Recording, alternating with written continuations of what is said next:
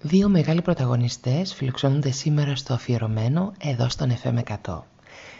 Ο πρώτος εξ αυτών έχει μία μοναδική ικανότητα. Καταφέρνει να εγκλωβίζει την προσοχή σου, ερήμην σου. Σου ανασύρει συναισθήματα και εικόνες που ίσως και να μην θέλεις να ξεθάψεις. Είναι κάτι σαν τον ψυχαναλυτή σου. Δεν μπορείς να του κρυφτείς, η αλήθεια του απαιτεί και τη δική σου αλήθεια. Με πολύ μεγάλη μου χαρά καλωσορίζω τον κύριο Γιώργο Κιμούλη. Καλησπέρα, τι κάνετε? Να είστε καλά, καλησπέρα σας. Καταρχάς σας ευχαριστώ πάρα πολύ για αυτά που είπατε, γιατί πιστεύω ότι το θέατρο, αν αντέχει και αξίζει ως τέχνη, πάνω απ' όλα είναι και για αυτό που είπατε πριν.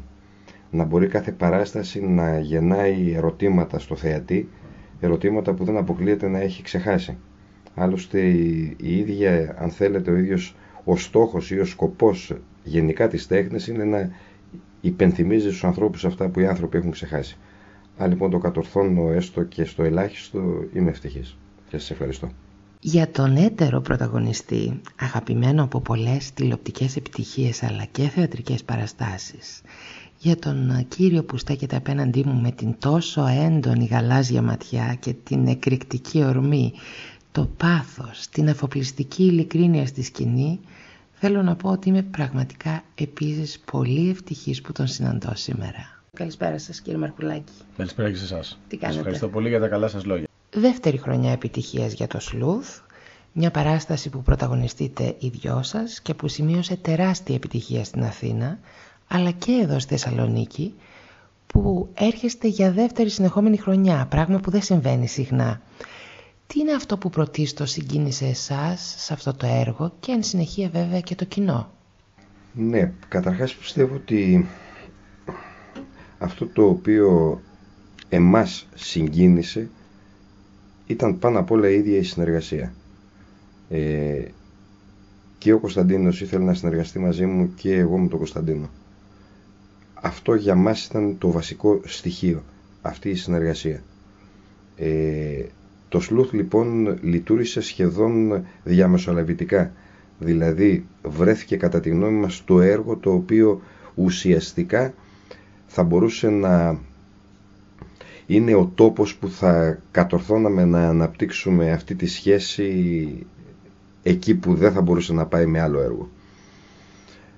Θέλω να ελπίζω ότι το έργο τελικά που βρήκαμε να συνεχίσει αυτή την σχέση, που είναι ο Θέλος που θα παρουσιάσουμε το καλοκαίρι, είναι ο επόμενος τόπος που αν μη τι άλλο θα καθιερώσει αυτή τη σχέση και στη συνείδηση του κόσμου. Το Σλούθ είναι μια παράσταση που έχει κάνει παγκόσμια επιτυχία. Έχει αποσπάσει βραβεία, έχει γίνει 2 φορές ταινία. Ο αρχικός ήρωας, αν δεν κάνω λάθος, ήταν ένας συγγραφέας αστυνομικών μυθιστορημάτων. Εσείς όμως επιλέξατε να τον μεταμορφώσετε σε έναν πρωταγωνιστή του θεάτρου. Αρκετά έως και ακραία θα έλεγα, αλαζόνα και υπερόπτη. Θέλατε με αυτόν τον τρόπο να παίξετε ίσως λίγο με την εικόνα σας, κύριε Κιμούλη? Τα αυτοβιογραφικά στοιχεία που κάποιοι έσπευσαν να αναγνωρίσουν σε αυτό το ρόλο, πώς τα σχολιάζετε? Αυτό είναι το τελευταίο ίσως που θα ενδιέφερε. Δηλαδή το αυτοβιογραφικό στοιχείο υπάρχει πάντα στις παραστάσεις στις οποίες παίζω, αλλά πιστέψτε με, υπάρχει πολύ κρυφά και εκεί υπάρχει μόνο για μένα. Όχι, το αυτοβιογραφικό στοιχείο δεν ήταν ένα από αυτά που μας ενδιέφεραν τόσο πολύ. Ασχέτως εάν πολλοί θέλουν να βλέπουν κάτι τέτοιο πίσω από αυτό. Πιστεύω ότι η εικόνα που μπορεί να έχω δημιουργήσει, να έχει δημιουργηθεί γύρω από αυτό το οποίο είμαι, για αυτή την εικόνα έχει μεγαλύτερη ευθύνη, αν θέλετε, έχουν μεγαλύτερη ευθύνη τα μέσα, δηλαδή οι συνάδελφοί σας. Κάτι πρέπει να βρούνε. Και βρήκανε αυτό. Εγώ δεν μπορώ να φέρω αντίρρηση για το πώς με βλέπει κάποιος, γιατί δεν πιστεύω ότι είμαι αυτό που με βλέπει ένας, 2 ή 3. Ο καθένας από εμάς είναι το άθροισμα των βλεμμάτων που έχουν ακουμπήσει απάνω του και όχι η άποψη, η γνώμη που μπορεί να έχουν 5, 10, 15 ή 20. Όχι, αυτό που μας ενδιέφερε πάνω απ' όλα τοποθετώντας το έργο γιατί και τη διασκευή και τη σκηνοθεσία την έχουμε κάνει μαζί με τον Κωνσταντίνο. Αυτό που μας ενδιέφερε πάνω απ' όλα είναι ακριβώς αυτό που θίξατε, το στοιχείο του παίγνιου που υπάρχει μέσα στη θεατρική πράξη. Και ένα άλλο στοιχείο πολύ βασικό που υπάρχει στη θεατρική πράξη είναι ακριβώς αυτή η πολλαπλότητα των ειδόλων που ουσιαστικά υπάρχουν διαρκώς κατά τη διάρκεια μιας θεατρικής παράστασης. Σχεδόν αποκαλύπτονται οι πολλαπλές ταυτότητες και οι πολλαπλές μάσκες ενός χαρακτήρα. Γιατί ένας χαρακτήρας δεν είναι μόνο αυτό το οποίο φαίνεται ή μόνο αυτό το οποίο νομίζει ότι δείχνει, αλλά είναι και αυτό το οποίο δεν ξέρει ότι δείχνει. Και αυτό το βλέπουν οι θεατές. Αυτό λοιπόν έχει ανάγκη, κατά την πτωχή μας γνώμη, είχε ανάγκη να τοποθετηθεί η παράσταση, το έργο, στον φυσικό του χώρο. Δηλαδή, από τη στιγμή που μιλάμε για ένα θεατρικό έργο, ο φυσικός του χώρος είναι η θεατρική σκηνή, το ίδιο το θέατρο. Και ξαφνικά ο θεατής δεν ξέρει κατά πόσο αυτό το οποίο βλέπει συμβαίνει στην πραγματικότητα, είναι μια θεατρική πράξη, εκεί αρχίζουν και μπαίνουν και οι παρεξηγήσεις των αυτοβιογραφικών στοιχείων, και έτσι, κατά τη γνώμη μας, μπορεί και βλέπει σε μεγαλύτερη προοπτική όλα αυτά τα οποία συμβαίνουν και δεν διατηρείται η απόσταση που πολλές φορές αποξενώνει το θεατή. Δύο ήρωες που είναι ηθοποιοί. Ο ένας καταξιωμένος, διάσημος, που θριαμβολογεί για την παντοδυναμία του. Ο άλλος νέος, άγνωστος, θέλει απεγνωσμένα να μπει κι αυτός μέσα στο χώρο, στο παιχνίδι. Μήλων της Έριδος, μια γυναίκα που προκαλεί μια μοιραία σύγκρουση.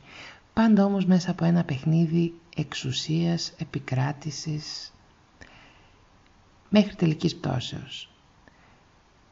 Πού θα φτάσουν τελικά αυτοί οι δύο ήρωες? Θα φτάσουν στην αλληλοεξόντωση?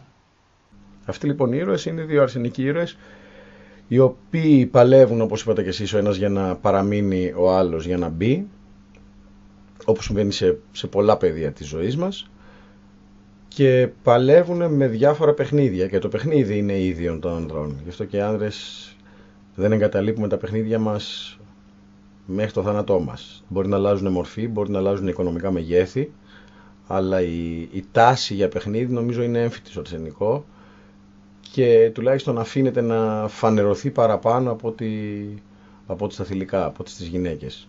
Μέσα από το παιχνίδι οι άντρες μαθαίνουν ένας τον άλλον, ανταγωνίζονται και επίσης θαυμάζονται.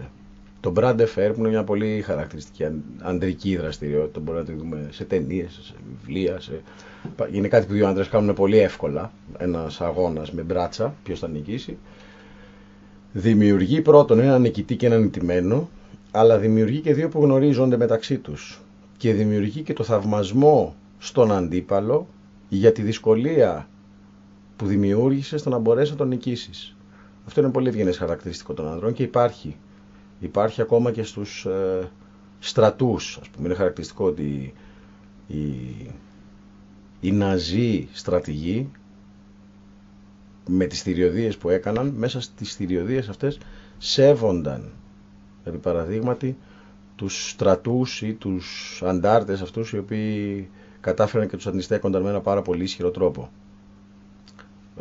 Μπορεί να τους σκότωναν κιόλας, δεν θέλω να πω, δεν σημαίνει κάτι αυτό, αλλά ο θαυμασμός προς τον αντίπαλο για τη δική του δύναμη είναι κάτι το οποίο είναι πολύ ευγενές. Ξέρετε, ως γυναίκα δυσκολεύομαι λίγο να το αντιληφθώ όλο αυτό. Δηλαδή, το ξέρω γιατί εσείς είστε τα αντικείμενα.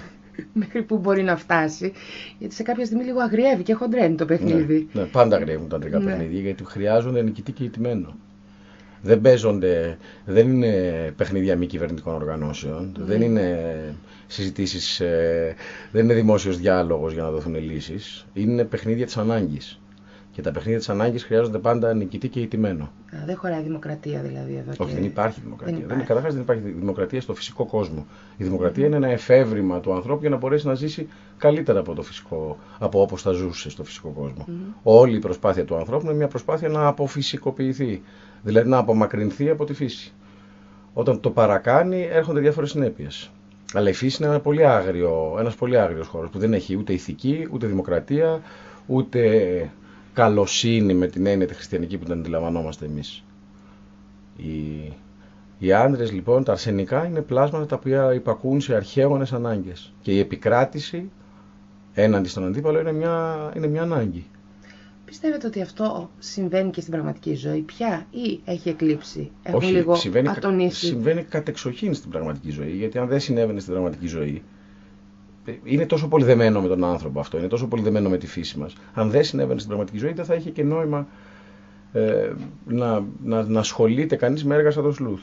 Και δεν είναι μόνο το σλούθ, το οποίο νομίζω βάζει ένα μεγεθυντικό φακό πάνω από ένα ζευγάρι ανδρών και τους παρατηρεί.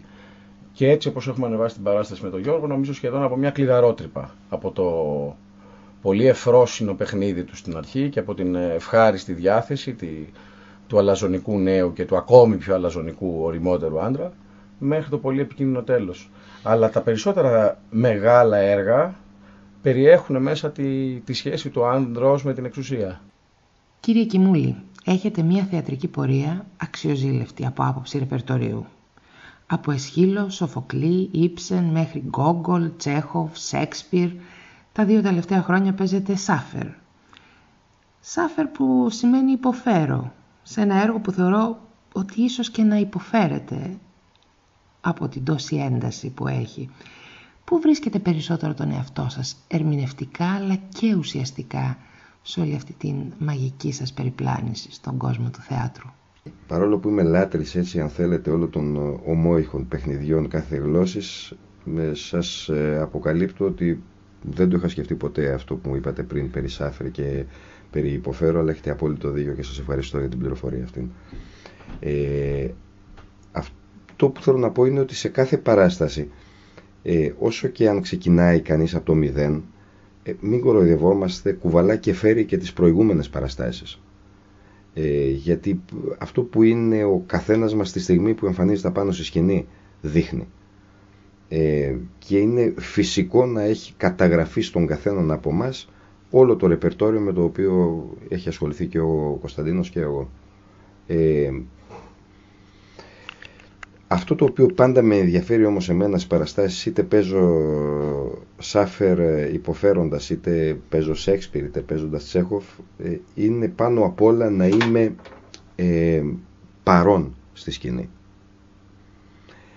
Και αυτό για μένα είναι και το βασικό στοιχείο της τέχνης μας. Δηλαδή η υποκριτική δεν είναι τίποτα άλλο παρά η προσπάθεια να κάνεις καλλιτεχνικό έργο τον παρόντα χρόνο. Με αυτή λοιπόν την έννοια δεν μπορώ να επιλέξω μεταξύ συγγραφέων και να πω ότι είναι αυτός καλύτερος, ο άλλος χειρότερος. Το ότι οι κλασικοί συγγραφείς θεωρούνται καλύτεροι από τους σύγχρονους, ναι, αυτό είναι μια πραγματικότητα. Από εκεί και πέρα, για μένα, αν υπάρχει κάτι το οποίο με ενδιαφέρει, με καίει και αυτή είναι η αγωνία μου, είναι το να μπορώ κάθε στιγμή να είμαι παρόν. Δηλαδή αυτό που βλέπει ο θεατής να το βλέπει σαν να γίνεται εκείνη τη στιγμή. Αυτό με ενδιαφέρει. Είτε παίζω Σάφερ, είτε παίζω Σέξπιρ, είτε Τσέχοφ, είτε Γκόγκολ. Να ευχηθώ καλή συνέχεια και στους δυο σας και να σας ευχαριστήσω πάρα πολύ για αυτή την τόσο ενδιαφέρουσα κουβέντα. Σας ευχαριστούμε πολύ. Έχουμε τη το χαρμόσυνο συναίσθημα να έρχονται άνθρωποι στα καμαρίνια που βλέπουν την παράσταση πρώτη φορά και τους αρέσει πολύ, αλλά να έρχονται και πολλοί Θεσσαλονικείς που βλέπουν την παράσταση για δεύτερη φορά. Το σλούθ είναι περίεργο πως μία από τις παραστάσεις που κανείς την ευχαριστιέται πολύ και τη δεύτερη φορά. Και αυτό μου κάνει πολύ θετική εντύπωση. Γιατί ίσως την πρώτη φορά παρασύρεσαι από την πλοκή και την αγωνία και δεν προσέχεις κάποια πράγματα. Ναι.